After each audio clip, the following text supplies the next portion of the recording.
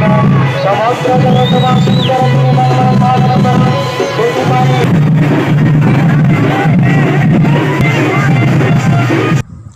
उमरकोट्र प्रसिद्ध कलसी यात्रा आरंभ। नवरंगपुर जिला उमरकोट सहर ठारे प्रसिद्ध कलसी यात्रा सोमवार ठारू आरंभ। माँ जगत जननी माँ ठाकुराणी नवदिन यात्रा आरंभ होईछि। गत 2 वर्ष कलसी यात्राटी कोरोना महामारी जोगु बंद करा जायथिला। चलित वर्ष प्रशासन अनुमति क्रमे यात्राटी आरंभ होईछि।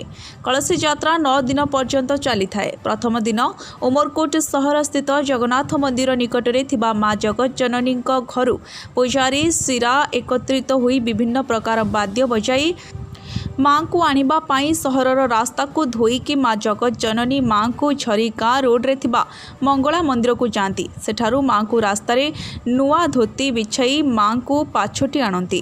गोटे दिन माँ जगत जननी विश्राम नेबा परे ता परदिन ठारू 7 दिन पर्यंत प्रत्येक घरे बुली थांती। छोट छोट कन्या माने निज मुंडरे कलसी धरी सहरर समस्त साही आख पाख गाँ को परिक्रमा करती।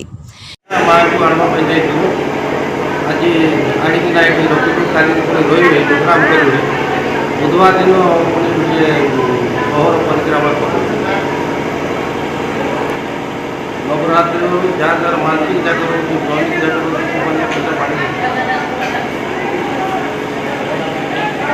काली की बुधवार दिन उमरकोट सारा गुरुवार दिन उपरवाड़ा माड़ीगुड़ा 4 नंबर गंगागुड़ा, शुक्रवार दिन अधगारीगुड़ा कतिनियामा कतिगुड़ा देवगुड़ा,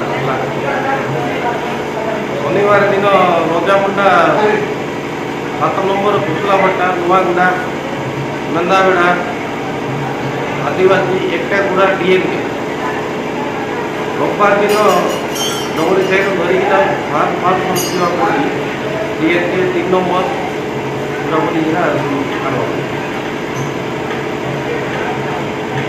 एही कलसी यात्रा रे चतुर्दिगरु लोकंक भिड़ जमी थाए। उक्त यात्रा रे मां को पाखरे जहाँ मनस्कामना करा जाए ताहा सफल होइथाए बोली लोके विश्वास करती एवं मां जगत जननी समस्तक मनस्कामना पूरण करती।